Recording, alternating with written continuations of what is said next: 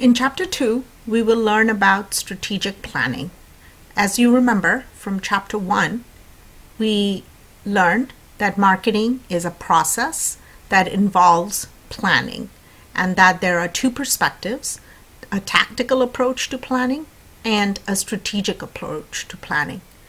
So in this chapter, we will learn about how marketers approach this process of marketing or putting a plan together to market a product or service. 4 learning objectives in this chapter. The first is to understand the market planning process.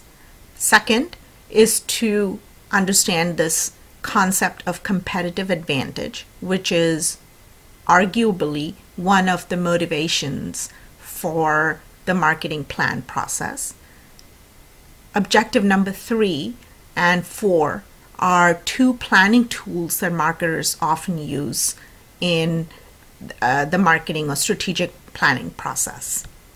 So let's first understand the meaning or the definition of this term, strategic planning.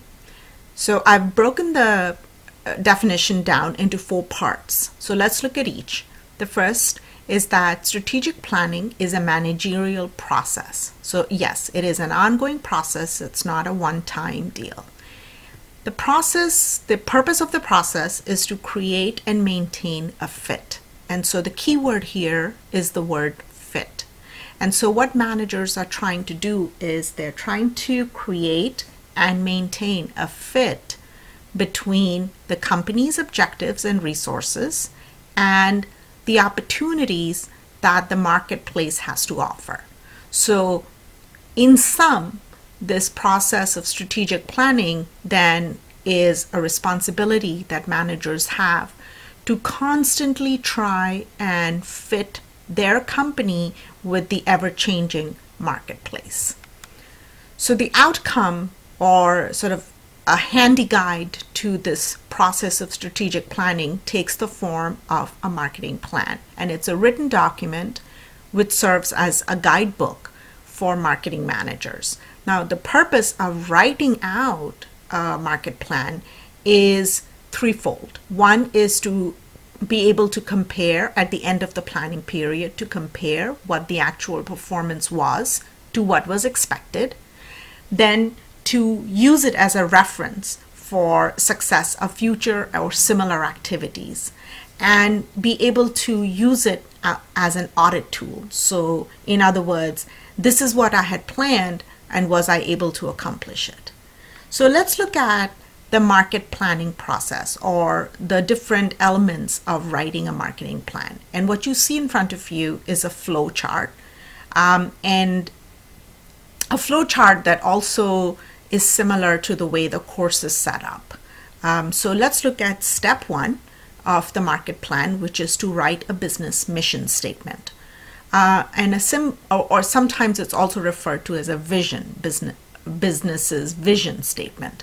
So basically, a mission statement means what business are we in and where are we going?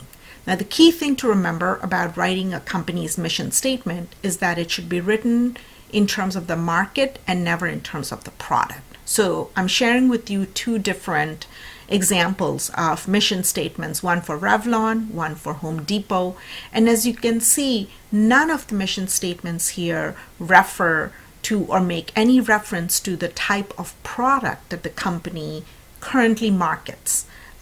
Everything is written in terms of the consumer or the target market in place. So let's look at an example here. And this is the mission statement of the subsidiary of a very large consumer products conglomerate called Unilever. And if you read the mission statement, it says Unilever's mission is to add vitality to life. We meet everyday needs for nutrition, hygiene, and personal care with brands that help people feel good, look good, and get more out of life. So as you can see in the visual, the company makes soap and creams and ice cream and toothpaste and detergent, shampoo, ketchup, but there is no reference whatsoever to the company's product in the mission statement. And that is key to writing a mission statement. The reason being that having a mission statement that is written with the market in mind gives the company the opportunity to grow and diversify in the future.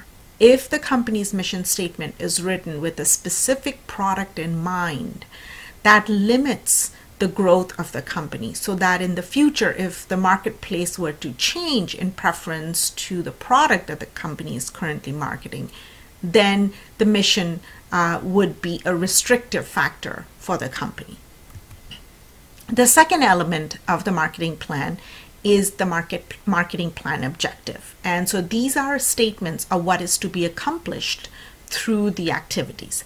3 very important criteria of a successful marketing plan. It should be realistic, it should be measurable, and it should be time specific. So the example here on your screen, you can see there is a measurable component. I'm assuming that it is realistic, that satisfaction ratings of 90%, and then there is a time component that is by a certain specific year. The third element of the marketing plan is a SWOT analysis, and maybe you've heard of this concept in another course or the management course you've taken.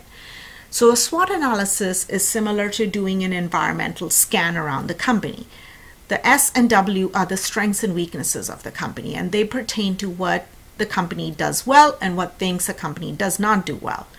O and T are external components, so conditions in the environment that either favor or enhance the strengths, or conditions in the external environment that pose a threat. So for example, a regulatory law in place is a threat to a company, but the company's reputation, for example, is a strength of a company.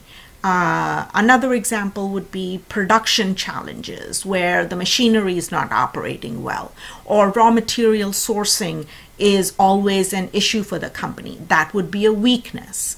For Whole Foods, this new trend for eating organic foods definitely is an opportunity because it's a condition in the external environment that favors its own strength, which is it has an expertise in marketing organic products. The fourth element of the marketing plan is the marketing strategy. And this is really the bulk of the course as we move forward after this chapter. So the first part here is for the marketer to understand, select a target market, develop a marketing mix. And you should remember a marketing mix is made up of the 4 Ps that we've talked about in class, and then eventually produce those exchanges that we learned in Chapter 1. The fifth element of the marketing plan is the follow-up, which is implement what I've written and then evaluate through a market audit at the end of the planning period. Was the company able to achieve the goals that it had set out for itself? So key thing to remember about strategic planning is that it's an ongoing process, it's creative, and it needs management support. So with this, I'll end part 1 of chapter 2. In part 2, we will learn about the concept of competitive advantage and the planning tools companies use to engage in this process of strategic planning.